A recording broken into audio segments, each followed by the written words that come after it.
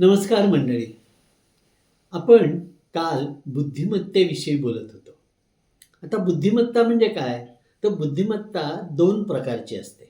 एक एकदिश प्रज्ञा म्हणजे एकाच दिशेनं विचार करून सगळ्या ह्याचं उत्तर एकच निघेल अशी.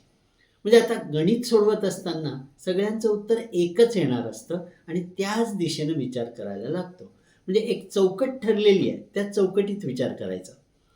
आणि दुसरी असते अनेक दिश प्रज्ञा. म्हणजे विशेषतः कलाकार मंडळी जी असतात, ते चित्र काढणारी, गाणं म्हणणारी, नाटक करणारी, अभिवाचन करणारी, ही सगळी मंडळी असतात, यांना ही बहुदिश प्रज्ञा लागते. म्हणजे त्यांना वेगवेगळ्या गोष्टी सुचतात. ह्याच्यात हे बरोबर, हे चूक असं नाही. तुम्ही मनाशी ठरवलंय ते व्यवस्थित सादर करतायत का? तुमच्या श्रोत्यांपर्यंत, तुमच्या प्रेक्षकांपर्यंत ते पोहोचतंय का? तर ते बरोबर. तर ह्या सगळ्या प्रज्ञेच्या पलीकडे असते ती भावनिक बुद्धिमत्ता. ती आता फार महत्त्वाची ठरलेली आहे. आता भावनिक बुद्धिमत्ता चांगली असण्यासाठी मुख्य लागते ती संवेदनशीलता. म्हणजे काय? आपल्या स्वतःच्या भावना आपल्याला ओळखता येतात का?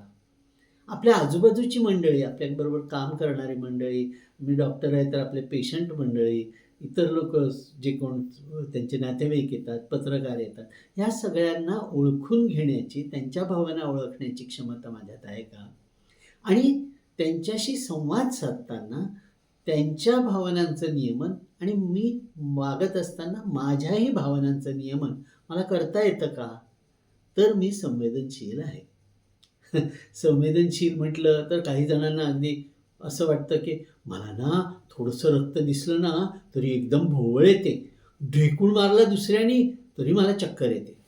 ही भावनाशीलता झाली. ही संवेदनशीलता नव्हे. आणि भावनाशीलतेच्या विरुद्ध काही माणसं असतात, जी भावनिष्ठुर असतात. ज्या भावना समजून घेण्याचा प्रश्नच नाही, ते उलट दुसऱ्यांना बोलून, वागून, मारहाण करून, दुखवून अशीच जगत असतात. त्यांना त्याच्याबद्दल काहीच वाटत नाही. अतिरेकी माणसं अशीच असतात.